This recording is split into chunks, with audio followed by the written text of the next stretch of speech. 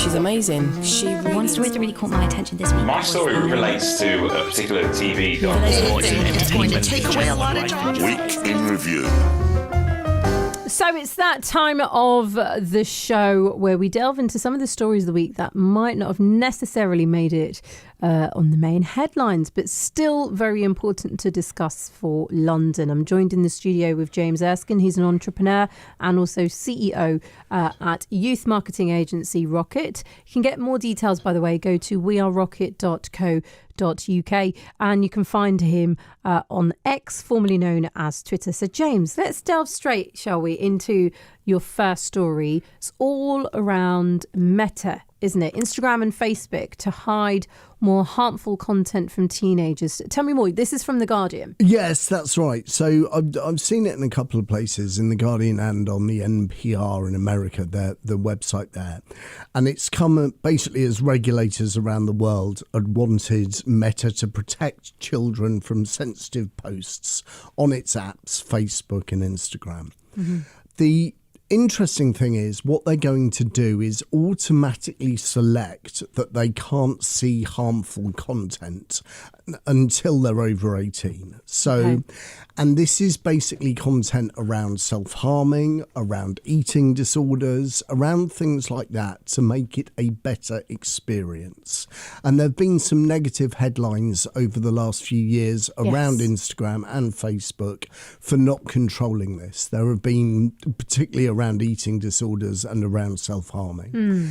It's interesting because why has this happened now? So has it come too late? It seems it's taken a while, some would say. It has. And also, when are we to trust the young people in our lives with social media? Yeah. I've got an 11-year-old son. Okay. He's tentatively exploring social media. He's on Instagram. He's on TikTok. Okay. He's 11. And he's 11. Right. He's not meant to be, but he's done the thing that there's a quote in this NPR article, actually. Mm-hmm. A psychology professor, Jean Twenge, from San Diego State University, has said you don't need parental permission to sign up for a social media account. You can check a box saying that you're 13, or you choose a different birth year and boom, you're on. So it doesn't take much to sign up.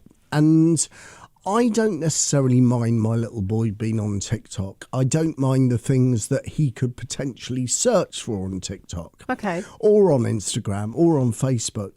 But you're only ever one step away from stuff they shouldn't be seeing. True. So it's really tough to police and really tough to monitor.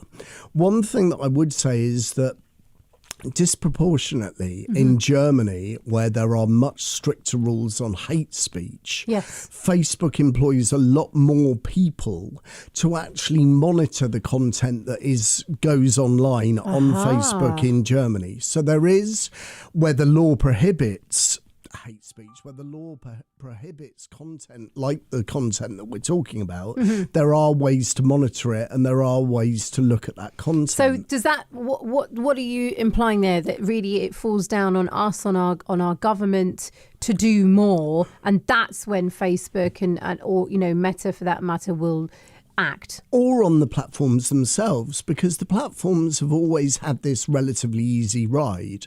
Yeah. And they would always say they're not publishers because they don't publish any content of their own. All the content that they have is through other people publishing the content. Sure. And it's self-policed. And the question I would ask, and day to day, I work with social media companies. We work with brands and we partner with social media and we create content for brands. Yes. But are the social platforms doing enough to prevent harmful content? I don't think this is enough. And I would question, are they doing enough to make their platforms safer? And how appropriate is social media for young people in general? Is the point then that we should just create a different social media platform which is especially designed for, I don't know, 11 to 16-year-olds or something like that. So things like that have happened before. I mean, Snapchat is a good example of being younger and for Yes. younger audiences, although again, it's got that filter whereby images and videos don't last forever, so right. they're temporary, so that stops some of the controversy around the content that's been shared there. You may be old enough, Shay, and I'm flattering you now, to remember Bebo. Yes, I do remember. And Bebo was for much younger audiences. Okay. Yeah. And we've kind of tried that, but it's not always worked. No. And look, to use the pejorative term, teenagers are going to want to be where the action is, and the action is on Instagram. True. And they're not going to go to a sanitized environment. My children, an 11-year-old and a 9-year-old, almost, they don't want YouTube Kids, they want YouTube.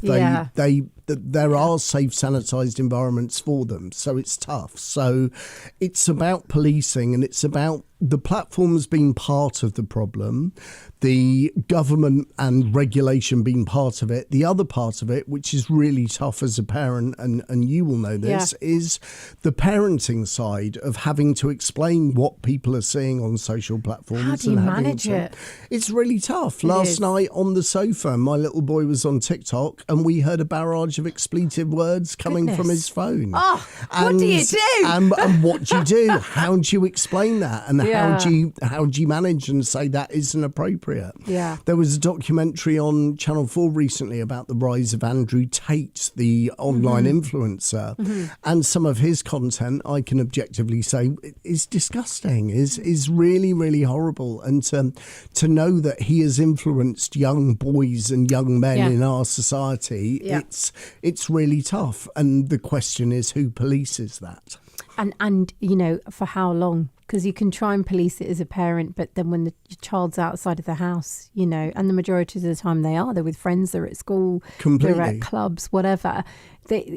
How long can you police it for? You just can't. And who polices it when content is being shared in a friendship group? Right, so who comes up with the no, that isn't appropriate? Because exactly to your point, when they're in the playground, when they're out and about, there isn't a teacher there to say that isn't appropriate. There isn't a parent there to say that isn't appropriate. So it's a tough one to manage. It's a tough world out there. And let's move to the next story as well, James, because it's also